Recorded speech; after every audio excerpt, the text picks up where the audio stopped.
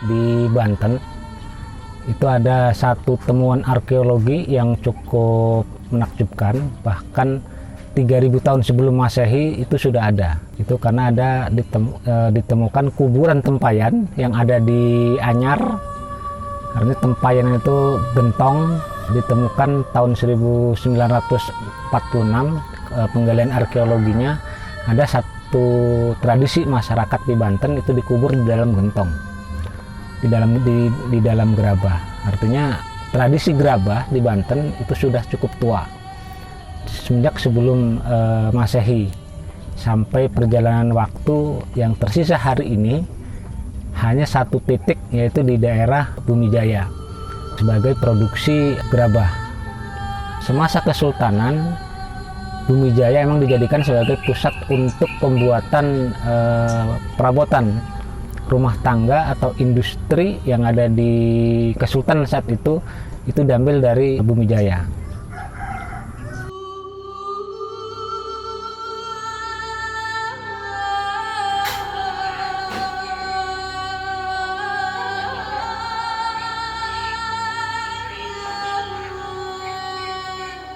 Niki proses pembuatan patung Arcagupolo. Nggih. Hasil kula nih. Kalau dari sini sih manual, nggak ada yang pakai cetakan gitu. Jadi alatnya tradisional semua. Dalam segi keunggulan tanah liat mungkin. Kalau perbandingan dari daerah-daerah lain kan tanah liatnya, kekuatan tanah liatnya bagusan dari tanah Banten. Kualitas tanahnya lebih bagus. Gitu.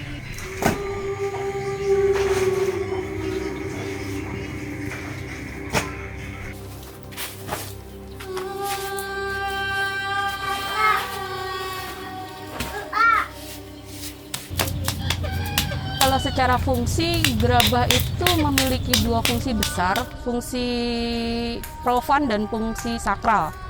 Fungsi profan itu artinya bahwa gerabah itu digunakan untuk kebutuhan sehari-hari.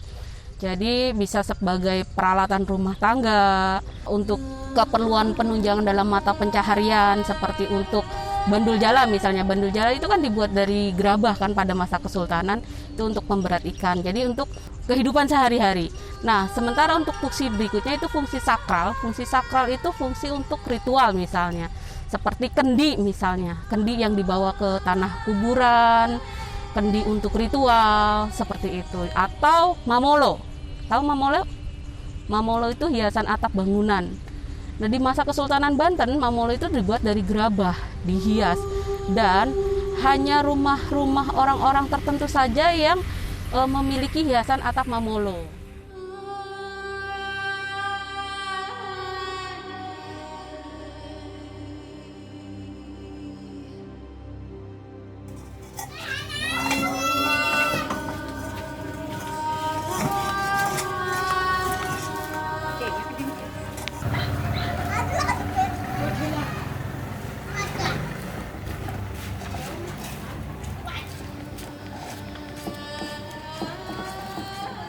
Beberapa sambungan penyulingan air dari mulai Tashikardi menuju ke Surosoan itu menggunakan pipa-pipa yang terbuat dari gerabah, yang dari tanah liat itu.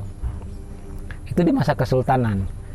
Di masa sebelum Kesultanan, nah pipa-pipa ini yang kecil ukuran sekitar 40 cm 30 cm ini banyak diketemukan di masyarakat itu sebagai senter zaman dulu, yang menggunakan medianya adalah kemiri, kalau enggak daun buah jarak yang ditusuk kemudian dimasukkan ke dalam itu untuk senternya, atau dalam tradisi Cina itu lampion.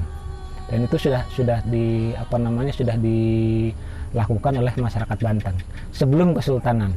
Maka ketika zaman Kesultanan itu industri gerabah yang ada di Bumijaya itu ditingkatkan. Pertama, peningkatannya untuk kebutuhan air bersih di wilayah Kesultanan dengan membuat gentong, termasuk juga gentong untuk penyaringan air sumur, karena rasa airnya payau, sehingga dari air sumur itu disimpan di gentong untuk menghilangkan rasa asinnya sampai seminggu sampai 2 minggu. Dan itu yang bentuk gentongnya, belum yang bentuk yang kecil-kecilnya, yang sampai ke tempat minum gitu kan.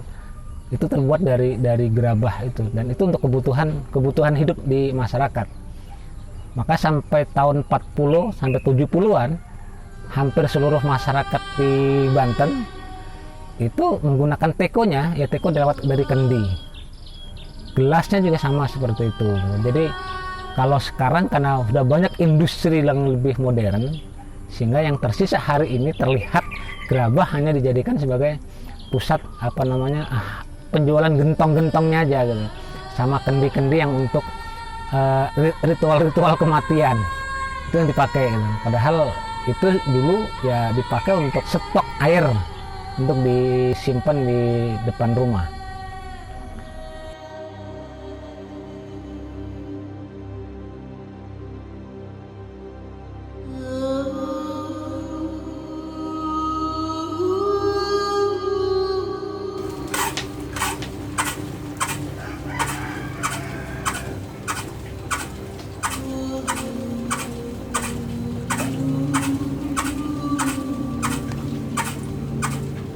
Sekarang mah nggak kayak dulu mau melebihin ya, peribahasannya ini apa, kalau daerah itu daerah dolar lah, gerabah itu disebabkan kampung dolar itu ya, orang luar negeri kan masuknya ke sini ke tempat gerabah, jadi yang ngasih kan kadang-kadang ke dolar, ada yang ke rupiah. Jadi ya sekarang mah agak kurang lah, nggak kayak dulu.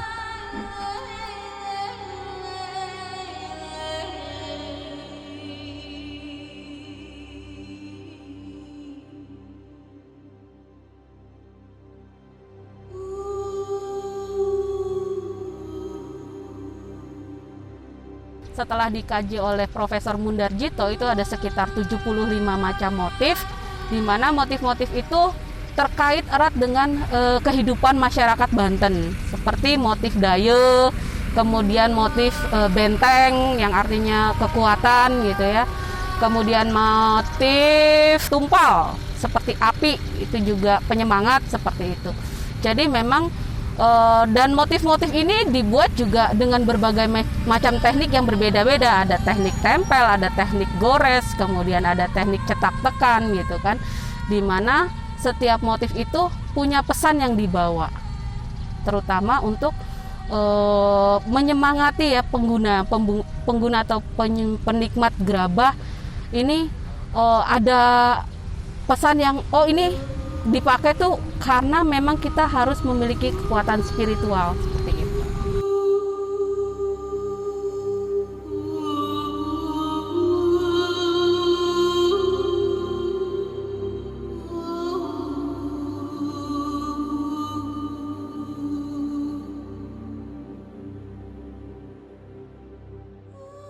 Bumijaya itu adalah salah satu tinggalan budaya, baik yang tangible maupun yang intangible. Intangible-nya ada karena di situ ada teknologi tradisional cara pembuatan gerabah, silindernya, terus tekniknya segala macamnya. Di situ ada pengetahuan dan teknologi cara membuat gerabah.